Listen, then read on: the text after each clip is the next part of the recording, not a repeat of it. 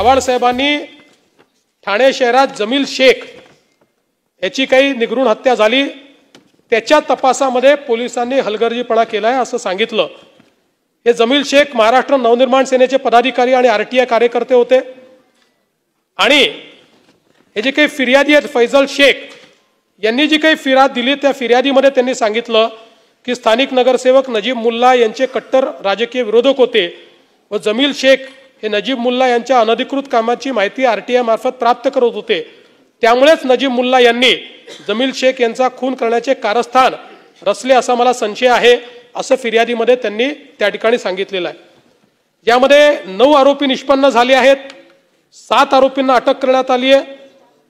2 आरोपींचा अजून शोध सुरू आहे।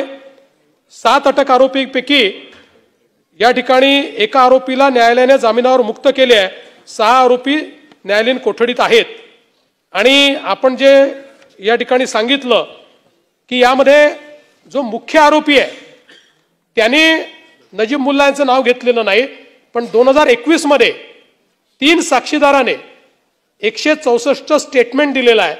आणि त्या 164 स्टेटमेंटमध्ये या तिघांनी नजीब मुल्ला याचं नाव घेतलेलं आहे। आणि त्यानुसार आत्ता तरी पोलिसांनी जी काही चौकशी केलेली आहे त्या चौकशीत यांनी दिलेलं विवरण आणि प्रत्यक्ष घटना याच्यामध्ये जी पुराव्याची साखळी मिळायला पाहिजे ती पुराव्याची साखळी नाही, त्यात विसंगती दिसते आहे। तथापि जे मय्यत आहेत त्यांच्या दोन्ही मुलींनी अतिशय आक्रोशाने हा मुद्दा या ठिकाणी मांडलेला आहे आणि म्हणून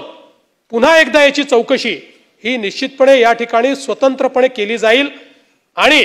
या सगळ्या पुराव्यांना पुन्हा एकदा पडताळून कुठेही जर यामध्ये संबंधित व्यक्तीचा सूत्रामही संबंध असेल तर त्यांच्यावर कारवाई केली जाईल।